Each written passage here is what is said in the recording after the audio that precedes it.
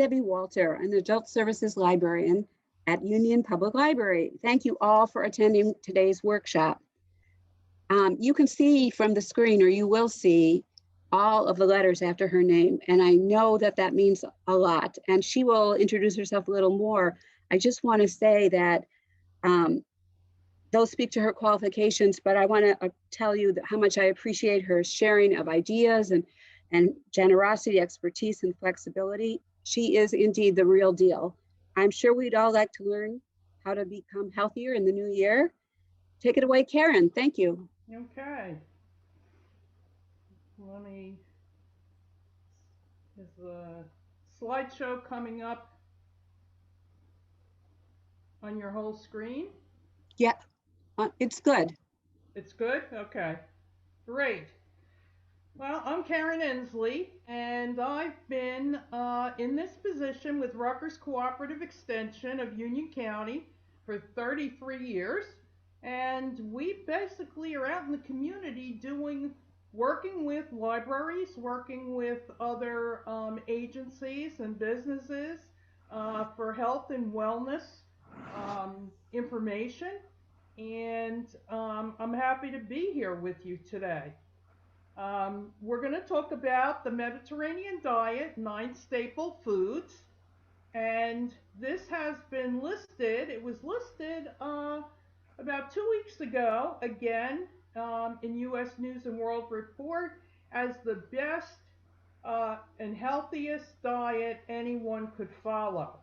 So today we're going to talk about the Mediterranean diet and its history, a little bit on the history, and then the components of the diet, and look at Old Ways Mediterranean Diet Pyramid, which really gives you a snapshot of the diet overall and what foods are actually more important than other foods are, and which foods are the ones you should be staying away from.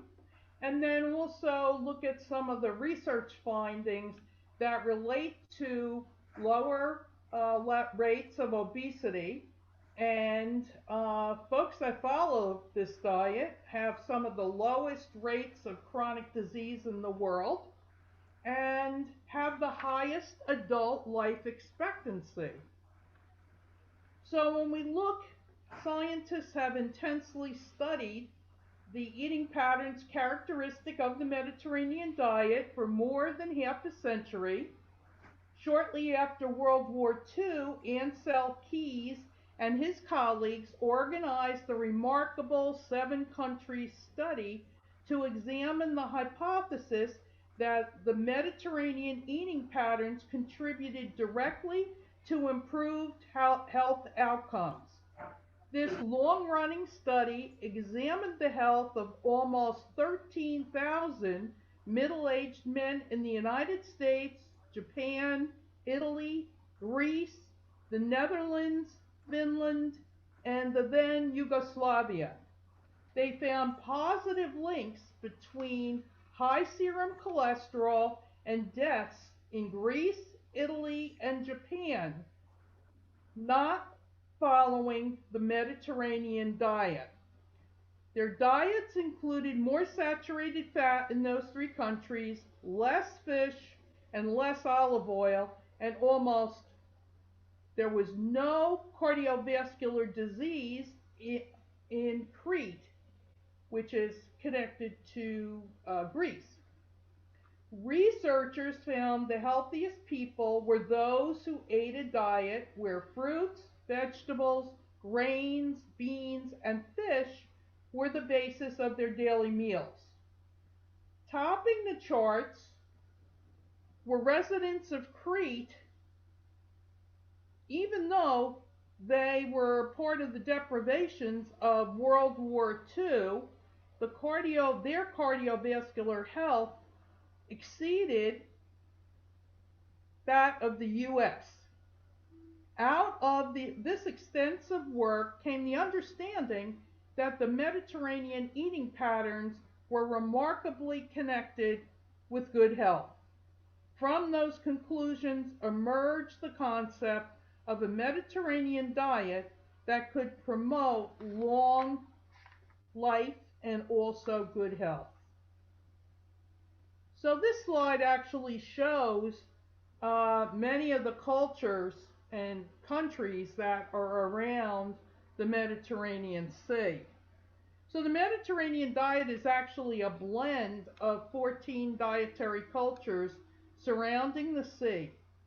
And according to the U.S. News and World Report in 2018, 19, 20, and this year, the Mediterranean diet is the best overall diet and the easiest to follow. In 1993, Old Ways created the Mediterranean Diet Pyramid, which we're going to take a look at, in partnership with the Harvard School of Public Health and the World Health Organization as a healthier alternative to the USDA's original food pyramid. Today, the Mediterranean diet is more popular than ever, and new research every month continues to document its benefits. Here's another study. Before we look at the pyramid, the Old Ways pyramid, the PREDIMED study. And this is one of the most recent comprehensive studies to confirm the heart-healthy benefits of the Mediterranean diet, which were conducted throughout Spain following over 7,500 men and women aged 55 to 80 years old with high cardiovascular disease risk. While all groups followed a Spanish version of the Mediterranean diet, the participants were randomly split into 3 dietary groups. Each group was provided with monthly gifts. And when we look, each group 1 was given extra virgin olive oil, group 2 was given mixed nuts, and the third group, or the control group, was provided with a non-food gift and with literature about lowering fat in their diet. All participants were provided with additional educational sessions 4 times a year on the Mediterranean diet. So what happened? Here we have 7,500 patients in this study. 30% experienced fewer strokes and heart attacks in the Mediterranean diet groups that were supplemented with the extra virgin olive oil, which was group 1, and the nuts, group 2, and 52% also had a reduction in risk for diabetes.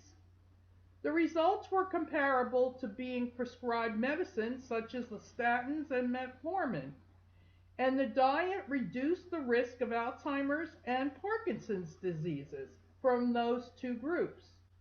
The diet also reduced the risk of death from or occurrence of cancer in the 2 experimental groups. The study was halted, though, after 4 years and 8 months due to health differences with the 3 diets. And the endpoint of the study, unfortunately, was with the control group and the number of people that ended up with cardiovascular incidents, meaning they had heart attacks, strokes, or died. So in 288 out of the 7,500 adults, those folks in the control group were at risk. So because of that risk, this study was stopped. The results were very dramatic, that the study was terminated early as this controlled diet group were more at risk for heart disease and stroke than anybody who was on the Mediterranean diet options. So that was the groups 1 and 2. Thousands of additional studies have added the body of scientific evidence supporting the gold standard status of the Mediterranean diet eating patterns. So let's take a look at the Old Ways pyramid. The Mediterranean diet pyramid is a contemporary approach to healthy eating. Starting at the base of the pyramid, you'll find the complementary lifestyle components, including community socialization emphasizing a healthy outlook and ways to reduce stress by adding physical activity. Also, what's important is that we're looking at improving health overall and increasing longevity. The core foods to enjoy every day. That next level up, whole grains, fruits, vegetables, beans, herbs, spices, nuts, and healthy fats such as olive oil. Next level up, twice weekly servings of fish and seafood. The next level up, moderate portions of dairy foods, eggs, and occasional poultry. And the next level up, infrequent servings of red meats and sweets. And Old Ways also offers a lot of online health information and recipes if you're interested. The website offers good tasting foods for good health that are featured as part of the Mediterranean diet. So, foods to include every day. Think about your health now and your daily intake. Do you take in or consume whole grains, 1 to 2 servings per meal? And when we're talking about whole grains, we're talking about whole wheat or multigrains uh, that are not processed. Vegetables, at least 2 servings at lunch and 2 servings at dinner, including at least 1 raw serving, meaning a salad. Fruits, 1 to 2 per meal, depending on their size, included as your most frequent dessert. Adequate water becomes the main beverage in your meals. Dairy, low-fat dairy, 2 servings a day or more. Healthy fats and proteins that are low in saturated fat.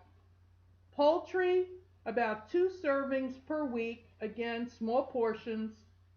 Red and processed meats, 1 serving a week or less. They say rarely consumed. And eggs, 2 to 4 times a week. Beans and lentils become one of the most common protein sources of the diet. Low saturated fat, less than 7 to 8% of your total energy. And nuts, walnuts, almonds, hazelnuts, these are all high in heart healthy poly and monounsaturated fats, 1 ounce per day, which are good for snacks. And fish, salmon, sardines, tuna are high in omega-3 fats. A 4 ounce serving twice a week, 2 times a week, is recommended by the American Heart Association and also recommended as part of Now My Plate USDA recommendations, is a major source of protein in the Mediterranean diet. So, common foods of the Mediterranean diet. Now, if we look at those countries, where are people purchasing their food? And much of the food is in outdoor or farmers type markets. So, fresh foods, again, open air markets are common in these countries, and you can buy everything from fruits and vegetables to shelled nuts and cheeses at the markets. The historical diet of the region can be characterized as semi-vegetarian, with the inclusion of fish and seafood and occasional consumption of dairy products and, once in a blue moon, red meats. Olive oil is important along with yogurts. Greek-style yogurts would be preferred, low-fat cheeses, some poultry, eggs, and wine. And dietary patterns of the Mediterranean people, such as consumption of red meats, have changed in recent decades with the globalization of trade and the wider distribution of food products. The health profile in the Mediterranean region has changed over the years since World War II, And as a result, there are, of course, more chronic disease cases among these countries as well as in the US. Now, the olive oil is a staple of the Mediterranean diet, and of course, olives. Olives are referred to as the fruit of the olive tree, botanically speaking. There are green or black olives, pitted and whole. Olives can be served as a part of a condiment tray, but also as an integral ingredient in many recipes for salads, sandwiches, meat dishes, in tapenades, salad dressings, spreads, and as an appetizer or garnish. The color of olives denotes the time of the harvest season when they were picked. Harvesting runs from October through to January. Green olives are harvested in October, the red or pink olives in November, the black olives in December, and your wrinkled black olives in January. Olives cannot be eaten raw. They are soaked in a lye solution to remove their bitter compounds and then fermented in a brine solution for several months prior to packing. The principal difference between black and green olives is the stage of ripeness at which they are harvested. Green olives are harvested when they're unripe. They're soaked in the lye solution, then fermented in a brine solution for 6 to 12 months before they are actually packed. Green olives are usually pitted and are often stuffed with pimentos, almonds, garlic, or onions. Some of the well-known black ripe olive types include Manzanillo from Spain, Kalamata from Greece, and others. Sodium content of the olive does increase overall sodium content of meals containing olives. So, when you're looking at using olives, small amounts of olive oil, and making sure that you're not overeating olives as well. But 5 medium olives have about 2 grams of healthy fat, sodium of about 110 milligrams for if you're talking about canned ripe olives, and about 235 milligrams for bottled green olives. And that serving size offers you only 17 calories and a significant amount of copper, vitamin E, vitamin A, and iron, as well as some other healthy plant phytochemicals. So here we are, foods and oils with higher amounts of monounsaturated fats. You just need to look at the good kind of fats. Find it in nuts, olives, and olive oil. These fats are not saturated, nor do they have trans fats hidden like we see in processed foods. They add flavor and help fight diseases from diabetes to cancer. So here is shown a basic basil pesto is a great way to get some olive oil into your diet. Swap out the bad fats for healthy heart ones. Go for olive oil instead of butter. Try fish or poultry rather than the red meat. Enjoy fresh fruit and skip the sugary fancy desserts. And eat your fill of flavorful veggies and beans. Nuts are good, but stick to only a handful at a time. You can have whole grain bread and wine, but in moderate amounts. So here we see saturated fats versus unsaturated fats, which includes mono and poly unsaturated fats. A small amount of fat is an essential part of a healthy balanced diet. Fat is a source of essential fatty acids, which the body cannot make itself. Saturated fats versus unsaturated fats, of course, include mono and poly. Most fats and oils contain both saturated and unsaturated fats in different proportions. So you want to cut down on foods and drinks that are high in saturated fats and trans fats and replace some of them with your unsaturated fats. Fat, remember, helps the body to absorb the fat soluble vitamins A, D, E, and they can only be absorbed with the help of some fat. So you can't take fat out of your diet. You need some fats. Any fat that's not used by your body, if you overdo it, is turned into energy that is then converted into body fat rather than that energy. Likewise, unused carbohydrates and proteins are also converted into body fat if you're eating too much of them.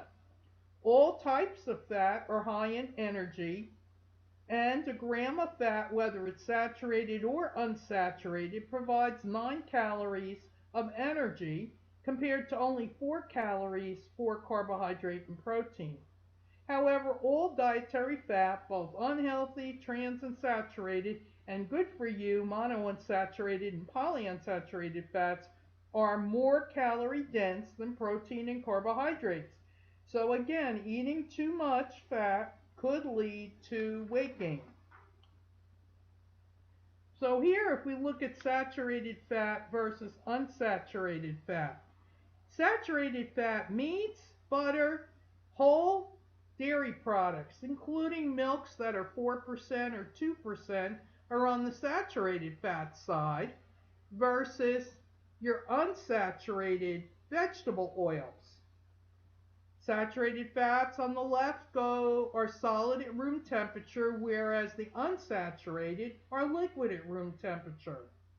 And on the left, increased levels of your bad cholesterol or your low density lipoproteins are part of your saturated fat. And on the other side, if you increase the levels of good cholesterol, your high density lipoproteins will take care of getting rid of that cholesterol. And saturated fat, again, low density lipoproteins are the ones that clog your arteries. So too much fat, saturated fat, meaning butter, creams, dairy products that are 2% or 4% butter fat, they're all on the saturated side versus any of your olive oil or any of your other vegetable oils, including all your polyunsaturated oils, are high in HDLs or high density lipoproteins. They tend to grab those LDLs and get rid of them. They escort them to the liver, and the LDLs then are broken down and eventually removed from the body.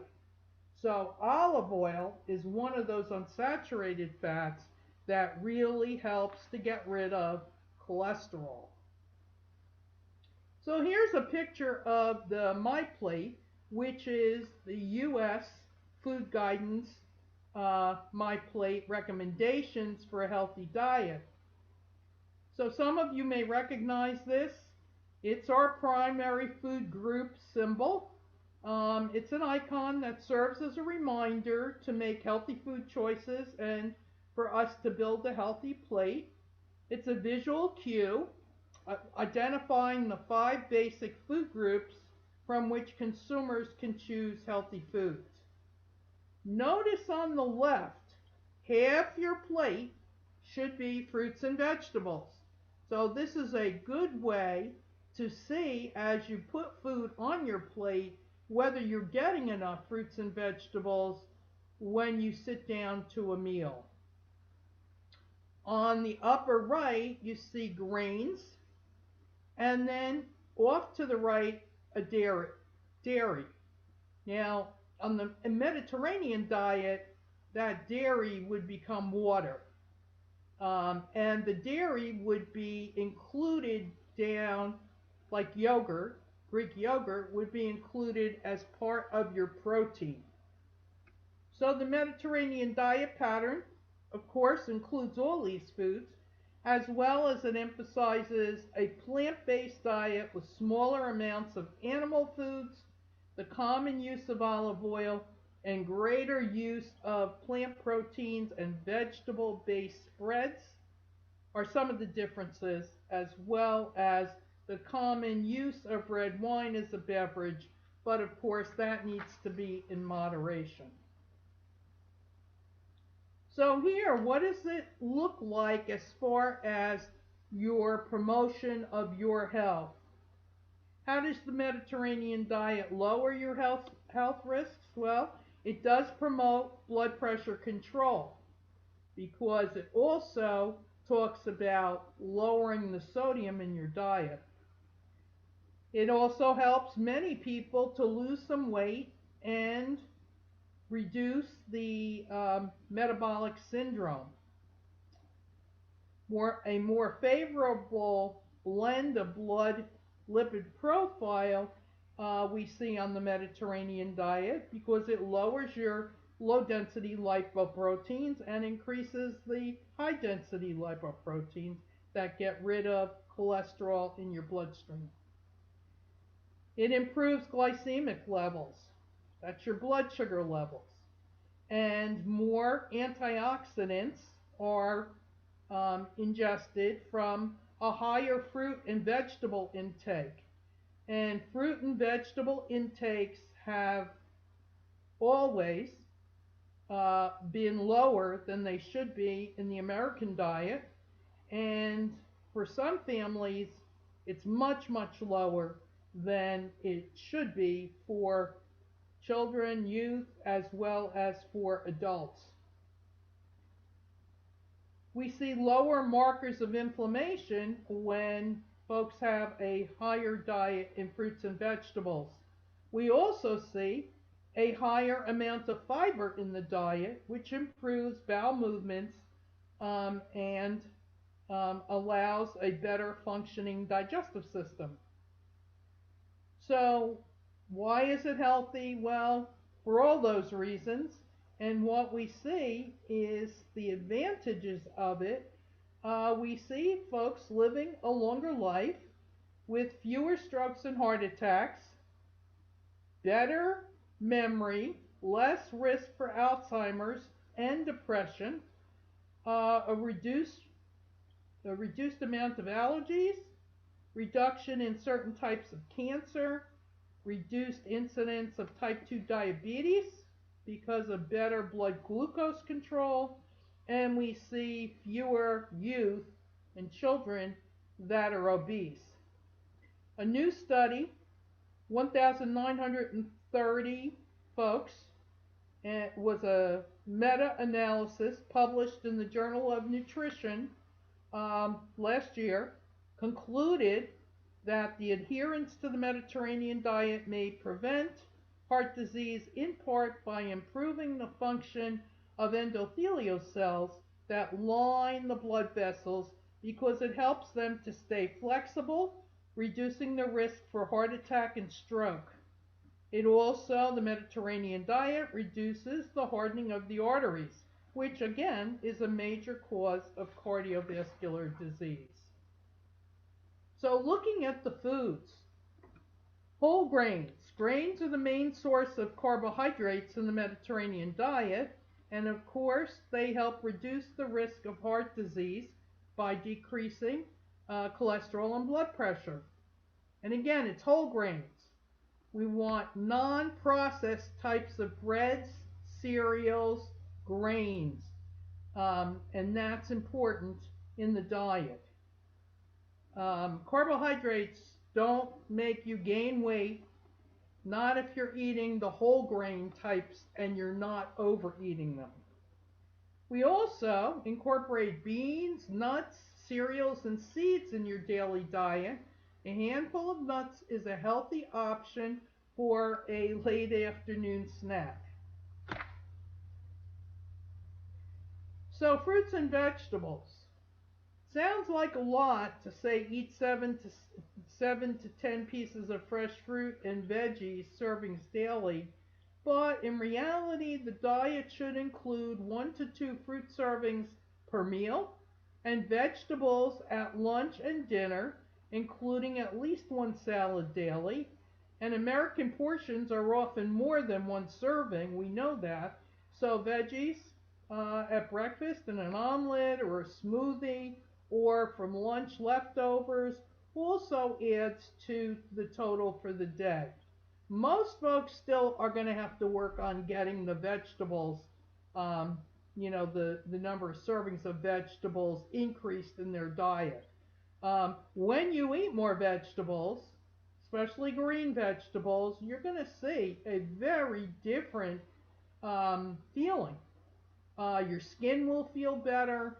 Overall, you're going to feel full, which, if you're trying to keep your portion sizes down and you find you're hungry a lot, it's going to make a difference. The whole grains and your vegetable intake is very, very critical for feeling full and also for better digestion overall.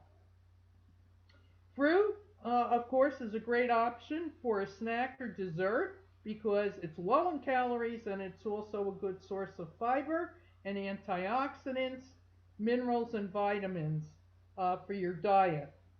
And you can build a healthy, yummy salad from spinach, cucumbers, tomatoes, with some Greek dressing, a few olives, black olives, and some feta cheese, and finish it off with a light Greek salad dressing.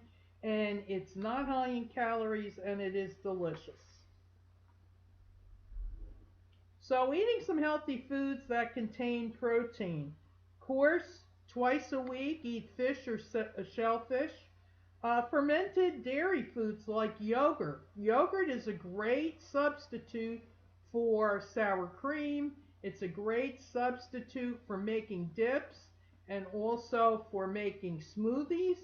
So it can be used in lots of different ways, as well as using it as a binder in salads or other dishes, hot and cold dishes. Low-fat dairy, including low-fat cheeses.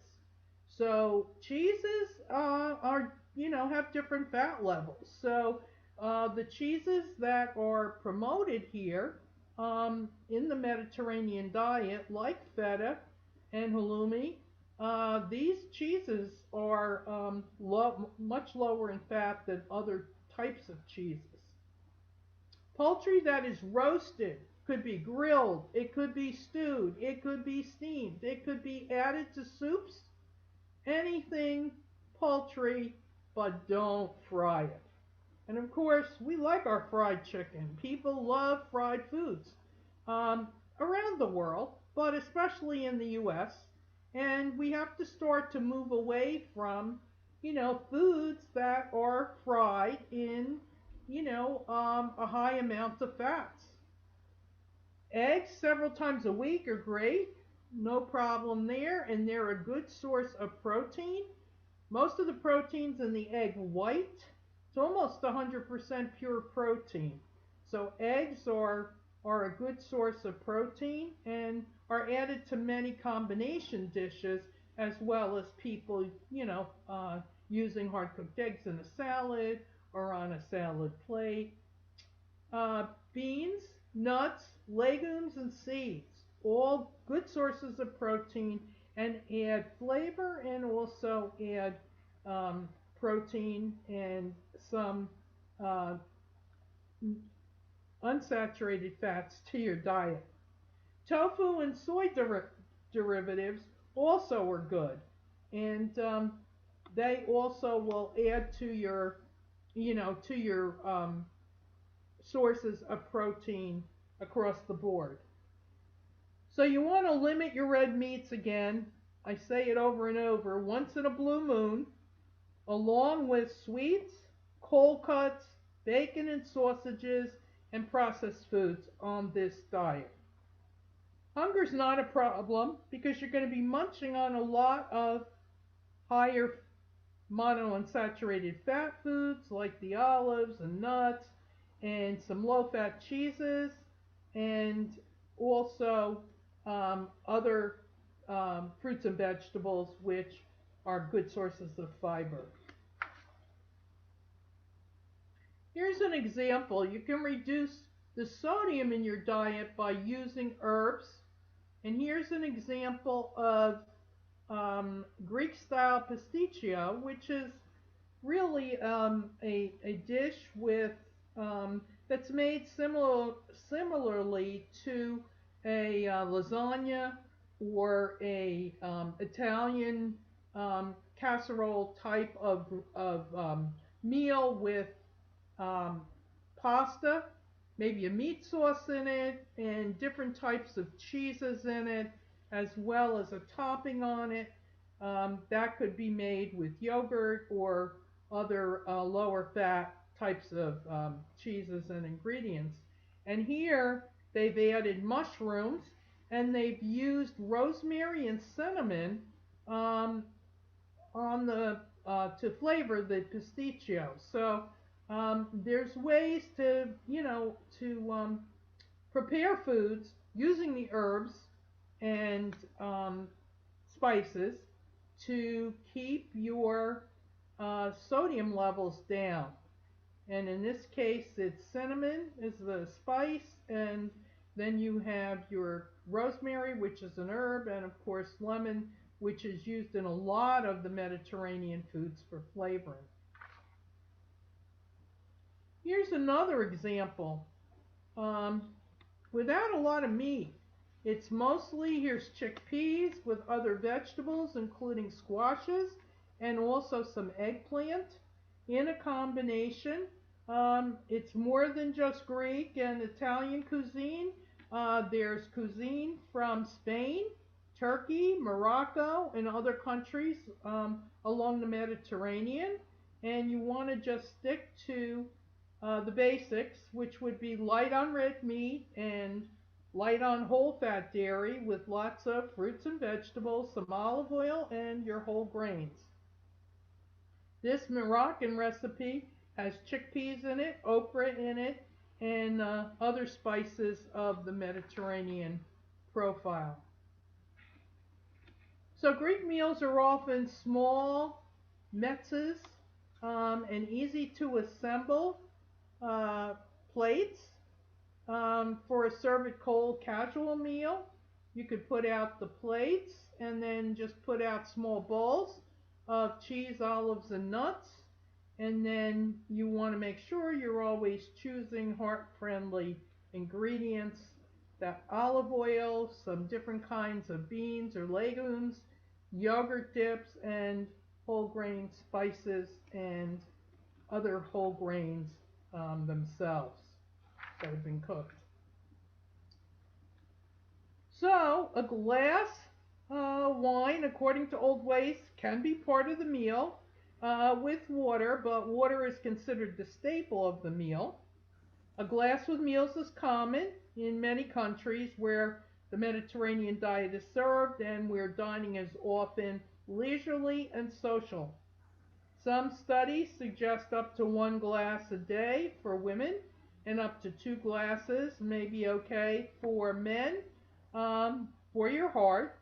But you need to check with your doctor to see if it's a good idea for you to do. If you normally don't drink wine, use water instead. We're not actually advocating people to start drinking wine. So overall, what are we going to do if we want to follow this diet? Half your plate's going to be fruits and vegetables. Eat oily fish like salmon, herring, sardines 2 to 3 times a week. That way you are consuming omega 3s and 6s. Eat whole grain breads, cereals, crackers, pita, rice, pasta. Again, the whole grain, whole wheat, or a whole grain, and that needs to be the first ingredient on any food label of those products. Use olive oil, canola oil, or unsaturated oils and spreads. Eat low-fat cheeses and consume Greek yogurt. Drink non-fat or 1% low-fat milk products. And again, we say at least 2 servings a day of the dairy on this diet. If you're low in calcium, like many females happen to be as we get older, then you may want to shift that up to 3 to 4 servings a day from in the non-fat or 1% category. Add more nuts, seeds, legumes, lentils, non-animal sources of protein, the walnuts, almonds, hazelnuts, any type of nuts are, are positive. Reduce your red meat intake. Eat poultry and eggs more often, but small portions, 2 to 4 ounces a day. Drink water, not sweetened beverages at meals. So it's water, not soda, iced teas, other bottled drinks that are high in sugar. And drink wine or any alcohol in moderation, and of course that's optional. So, most everything on this diet is good for your heart. Olive oil and nuts help lower that bad cholesterol. Your fruits, veggies, and beans help to keep your arteries clear. Fish helps to lower triglycerides and your blood pressure. And by following a slower eating style, you will feel full and satisfied. Choosing smaller portions help you to stick to a healthier diet, and yes, you may lose some weight. Even a daily glass of wine may be good for your heart. It, advo- it advocates regular exercise plus a diet for a healthy lifestyle. The best way to reduce the risk of heart disease and to live a longer life. So you're eating mostly plant-based foods again, such as fruits, vegetables, whole grains, legumes, and nuts. Replace that butter with healthy fats, such as olive oil and canola oil. Use herbs and spices instead of salt to flavor your foods. Limit red meat to no more than a few times a month. And eating fish at least twice a week. Enjoy your meals with family and friends. Drinking wine in moderation is optional, and make sure you get plenty of exercise. And of course, we advocate walking um, as one of your best exercises, especially as you get older. So the answer is, now what dietary changes are you willing to make? Are you willing to make a lot of these changes? Have you already made many of these changes? And I guess, what have you learned today? Thank you. That was really great. Thank you so much for that. Um, so we have just a few questions and we open it up for everybody. And Andy, would you like to ask your question about um, chicken? Uh, well, you talked a lot about meat and fish, but you didn't talk much about chicken and how much chicken we can consume.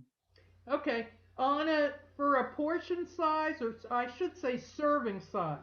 Portions are very often much larger than what we should be eating. So a serving size for any kind of animal meat type product, including poultry, would be like the deck of cards, about 2 to 4 ounces. Average about 3 ounces per serving.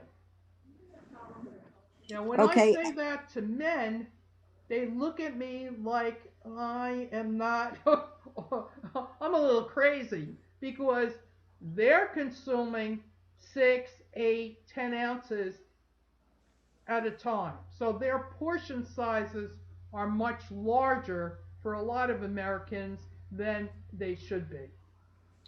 how often can we have it per week? If you say, fish twice a week, how often would you suggest having chicken per week? I would say no more than twice a week. Okay, thank you. Sure. Um, Karen, can you stop the screen slide so we can see you?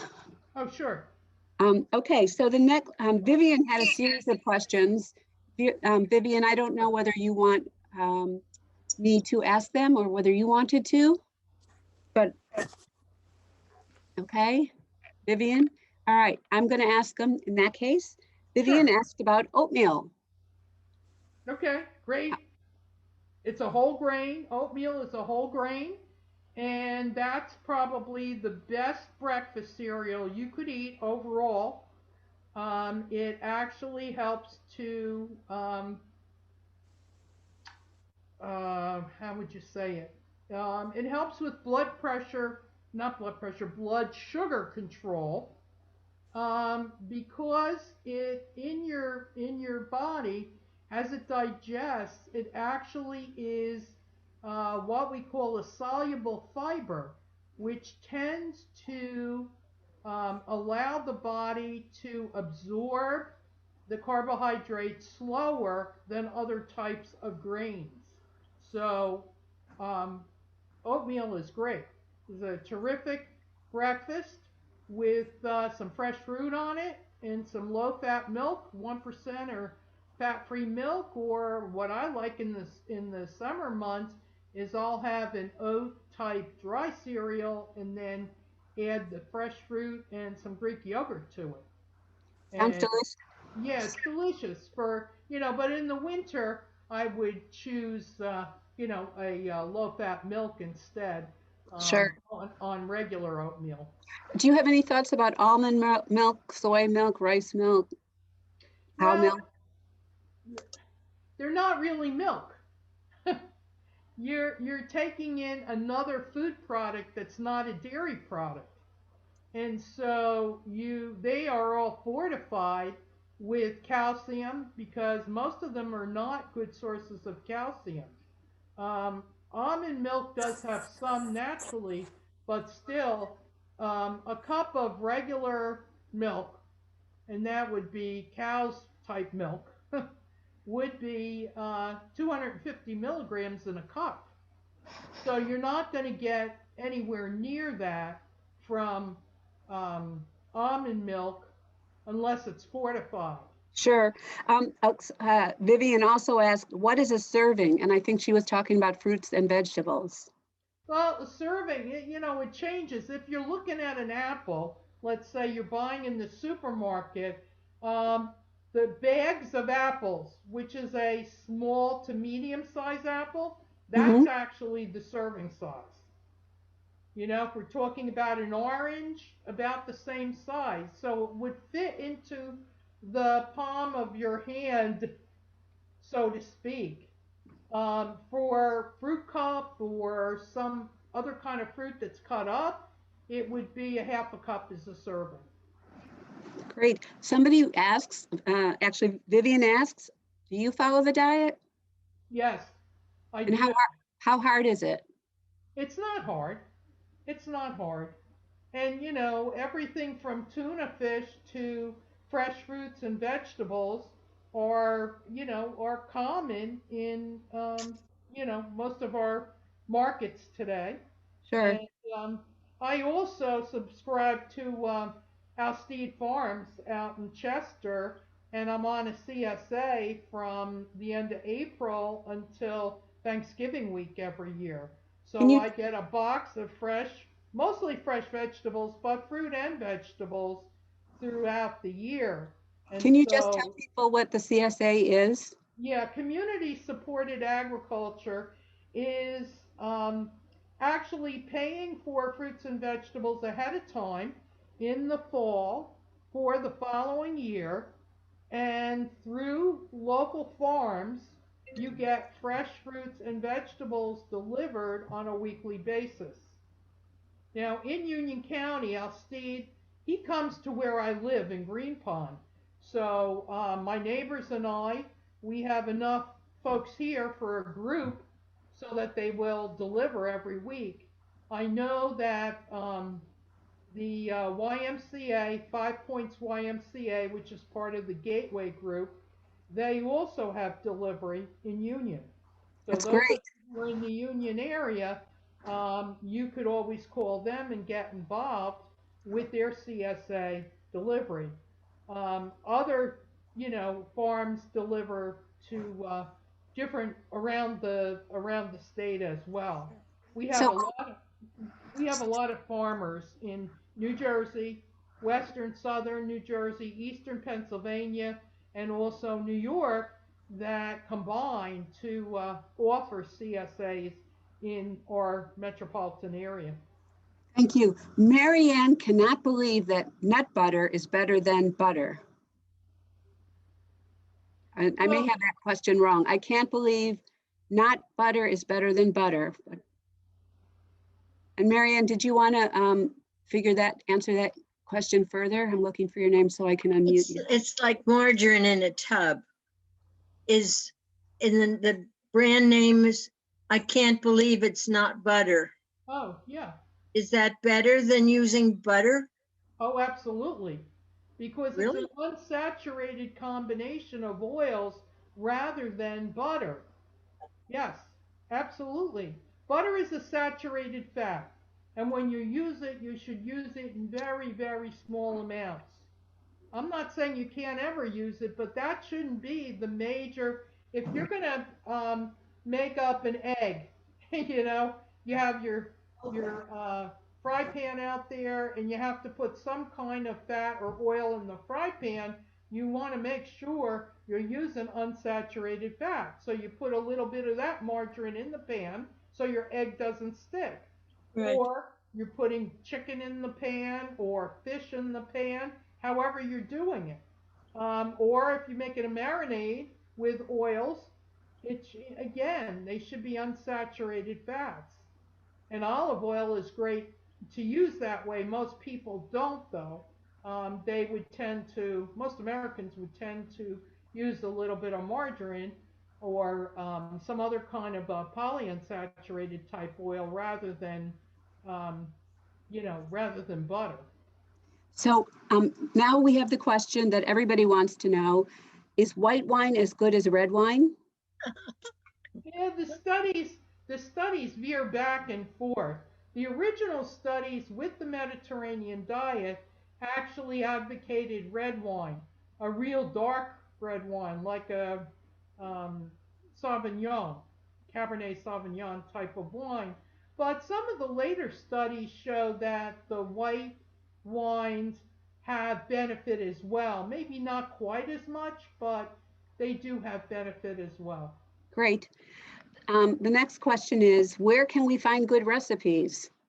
Oh, just go on the Old Ways site. What's Oldways, OLDWAYS.org. And that site will come up. You'll see that pyramid.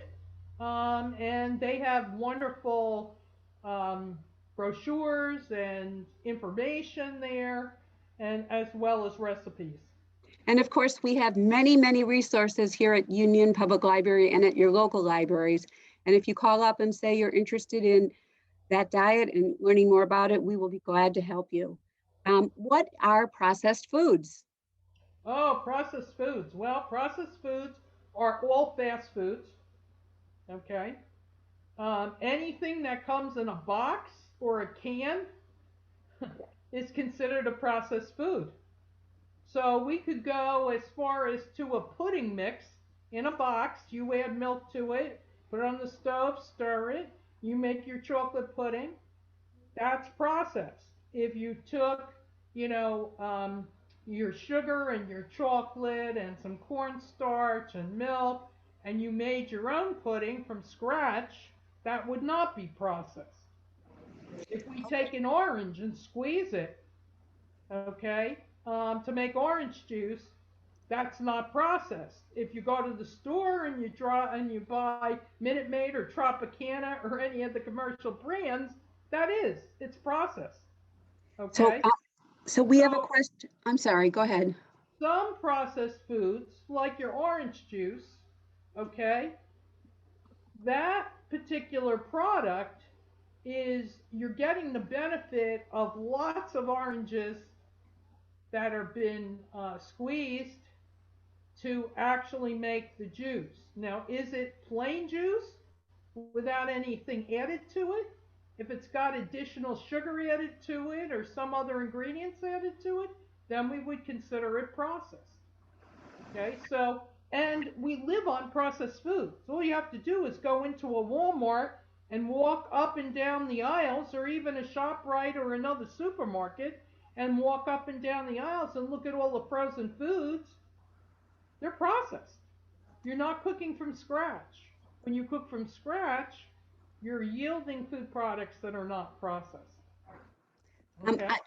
We have a request again to repeat the website. It's oldway.org,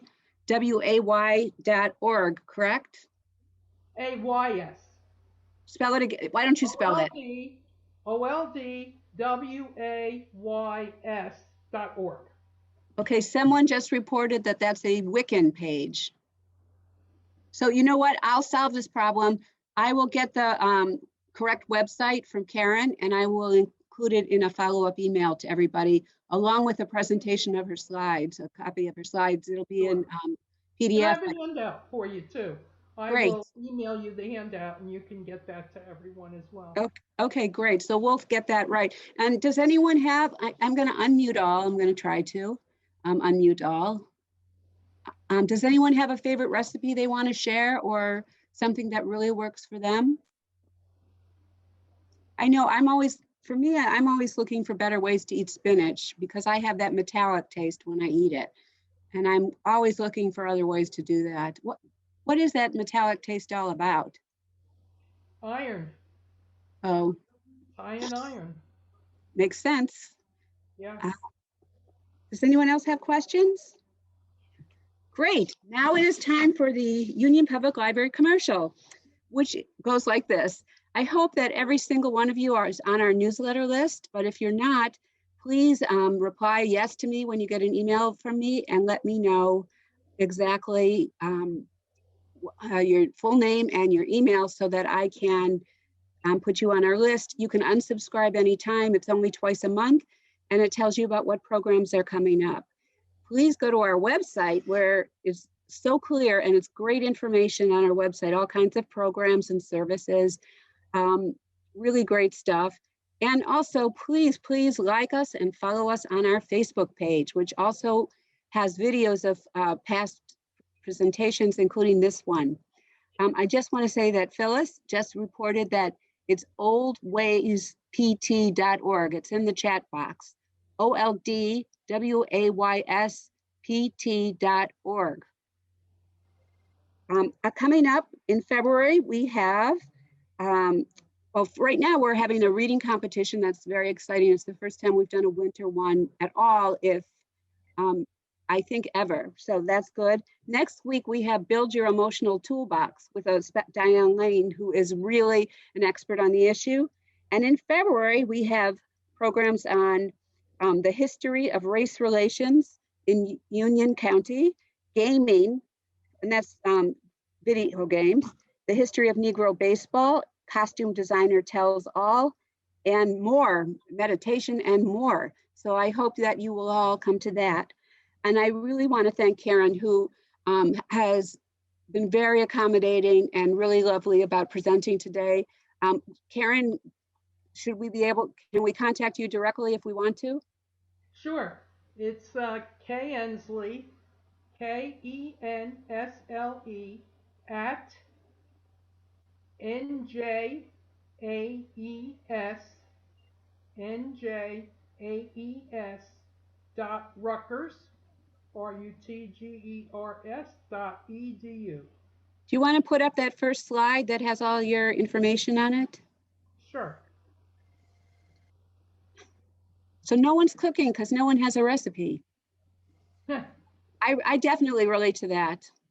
So thank you all for participating today. It's been really great to have you. I'm going to go eat something right away, something like a banana. And I want to again thank you and Karen. And I'm going to end the meeting in about 1 minute. So if you have any other questions, please go ahead and ask them. Thank you.